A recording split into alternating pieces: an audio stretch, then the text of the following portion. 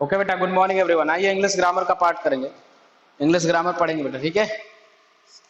Start करेंगे English grammar. सारे लोग रेडी हैं? लास्ट टाइम क्या पढ़ रहे थे बेटा?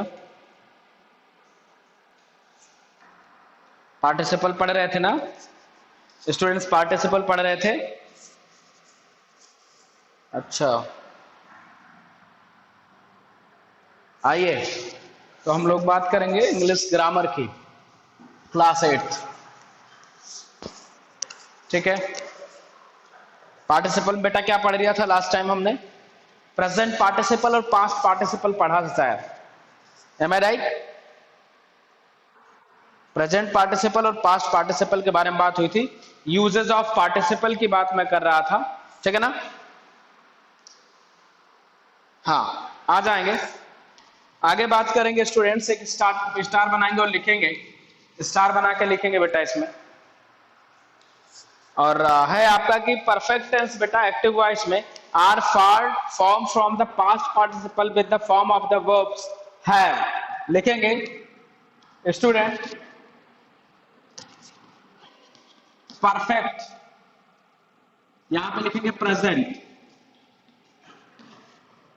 ना, परफेक्ट और ब्रैकेट में लिखेंगे प्रेजेंट, ठीक है। प्रेजेंट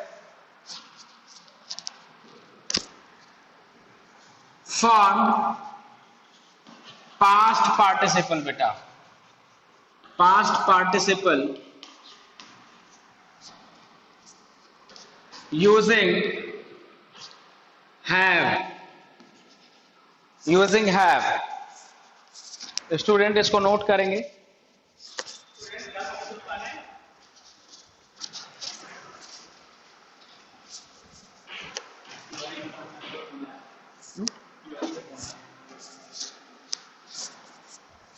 ठीक, क्या मेरी बात सुन पा रहे हैं आप लोग? आइए स्टूडेंट्स, इतनी बात समझ में आ रही है बेटा? हाँ, perfect tense form past participle using have. जैसे मैंने कहा आई हैव लव, एग्जाम्पल देखेंगे बेटा।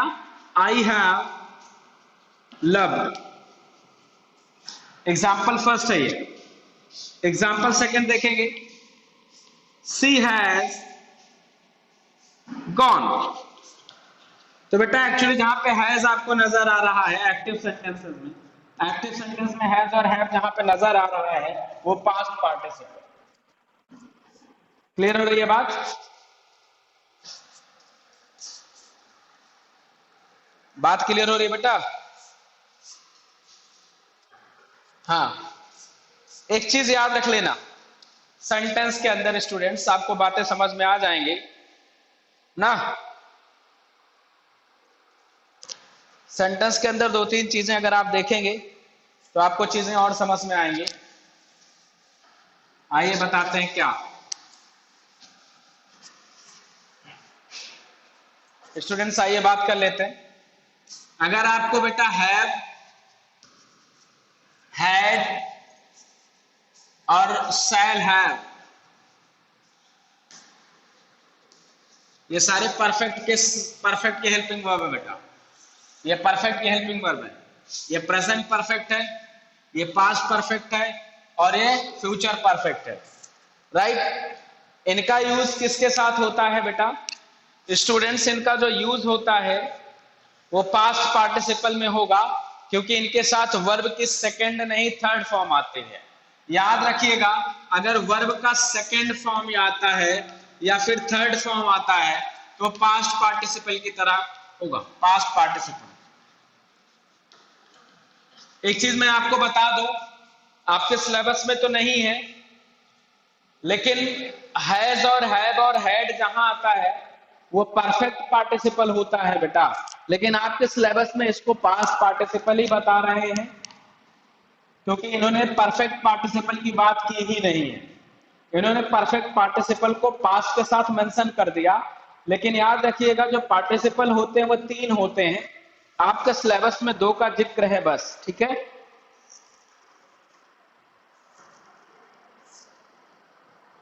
क्या मेरी बात आप तक पहुंच रही बेटा?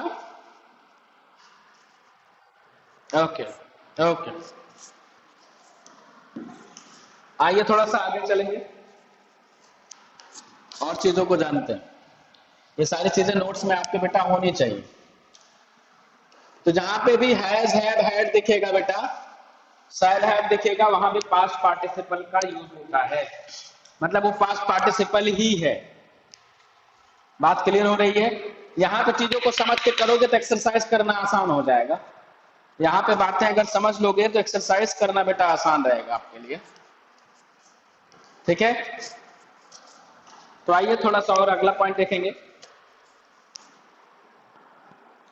लिखेंगे द पैसिव वॉइस, अगला लिखेंगे बेटा द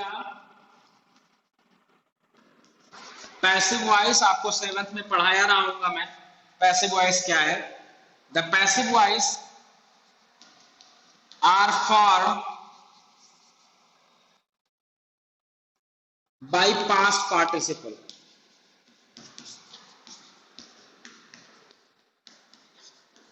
एग्जाम्पल देखेंगे,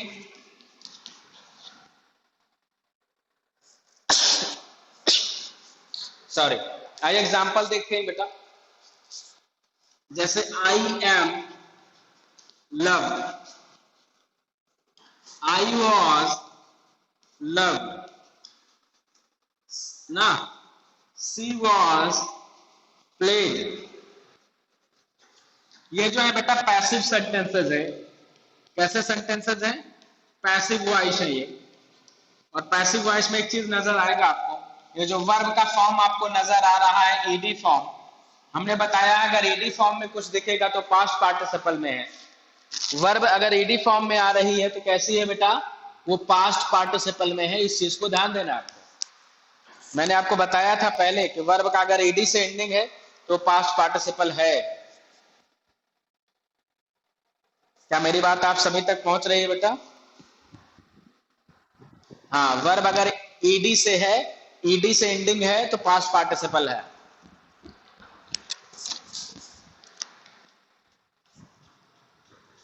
पैसिव वॉइस में क्या होता है? मेन वर्ब का थर्ड फॉर्म यूज होता है और थर्ड फॉर्म ईडी में है तो पास्ट पार्टिसिपल। इन चीज को भी जानते रहिएगा बेटा। स्टूडेंट्स ये सारी चीजें भी आपको पता होनी चाहिए।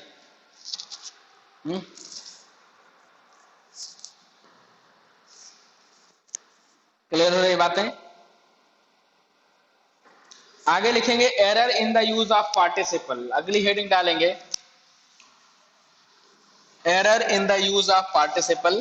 कई बार पार्टिसिपल के यूज में हम लोग गलतियां कर देते हैं, तो हेडिंग डालेंगे error in the use of participle.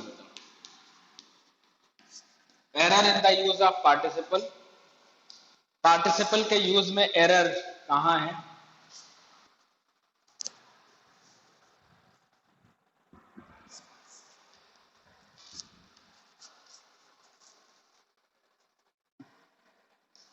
Error in the use of participle.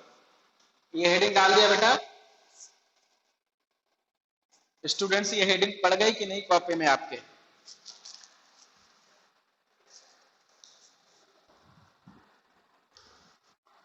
Alright, आइए थोड़ी सी बात इस के बारे में भी करेंगे।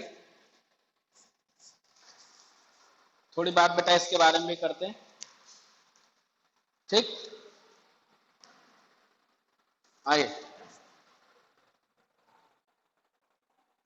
लिखेंगे, लिखेंगे बेटा जो पार्टिसिपल होता है, लिखेंगे पार्टिसिपल इज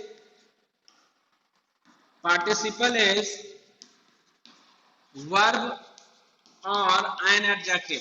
मैंने पहले भी बताया कि पार्टिसिपल जो होता है या तो वर्ब की तरह यूज होगा और एन एडजेक्टिव की तरह यूज होगा। अगर वर्ब या एडजेक्टिव दोनों की तरह अगर यूज हो रहा है तो इसे कहीं ना कहीं एक सब्जेक्ट की जरूरत जरूर होगी, नाउन की जरूरत इसको पड़ेगी बेटा ना। पार्टिसिपल इज वर्ब और एन एडजेक्टिव, देयरफॉर लिखेंगे therefore this needs a noun, कम से कम स्टूडेंट्स उसको एक नाउन की जरूरत जरूर होगी, क्योंकि वर्ब हो या फिर एडजेक्टिव हो, एडजेक्टिव भी किसके बारे में बात करेगा बेटा, नाउन के बारे में। और वर्ब किसके बारे में है, वर्ब तो सब्जेक्ट के बिना हो ही नहीं सकता, एक्शन विदाउट सब्जेक्ट पॉसिबल ही नहीं है, क्योंकि सब्जेक्ट ही एक्शन करता है। तो दोनों स्थिति में बेटा नाउन की जरूरत पड़ेगी, और नाउन आपको पता है ना कि नाउन एज ए सब्जेक्ट काम करता है। नाउन किसकी तरह काम करता है, बोलो, एज ए सब्जेक्ट। तो अगर, हाँ बेटा, कहीं भी पार्टिसिपल अगर आएगा, पार्टिसिपल कैसा होता है, या तो वो वर्ब फॉर्म में होगा या फिर एडजेक्टिव फॉर्म में होगा, और दोनों को डिफाइन करने के लिए एक नाउन जरूरी है।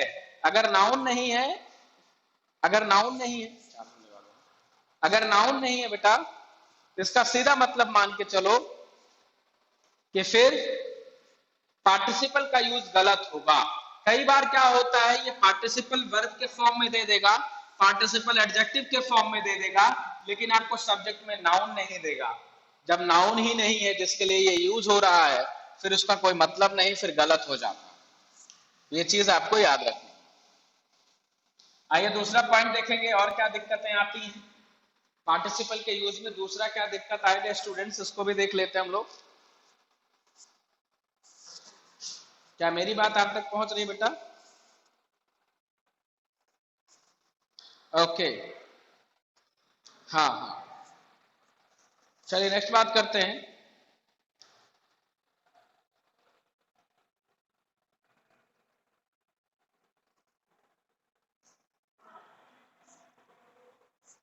स्टूडेंट्स आगे बात करें हम लोग, ठीक है।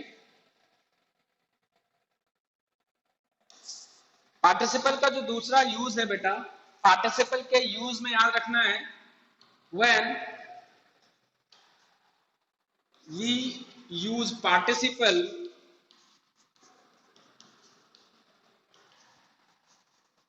the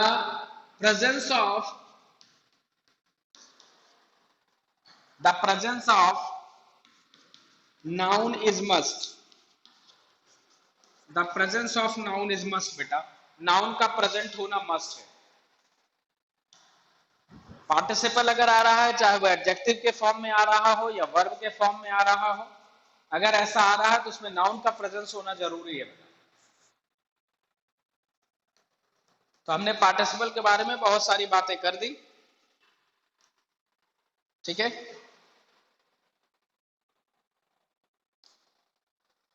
इसमें दो एक्सरसाइजेस हैं स्टूडेंट्स, एक्सरसाइज फर्स्ट और सेकंड है। इस लेशन के अंदर दो एक्सरसाइजेस हैं, एक्सरसाइज फर्स्ट और एक्सरसाइज सेकंड। इनको अपने आप से ट्राई करना, नहीं कर पाओगे तो कल इनका सॉल्यूशन आपके व्हाट्सएप ग्रुप में जाएगा। बात क्लियर हो रही है बेटा? खुद से ट्राई करना पार्टिसिपल का ये एक्सरसाइज। बाकी मैं फिर मिलूंगा अगली क्लास में बेटा। Thank you very much for today's class everyone.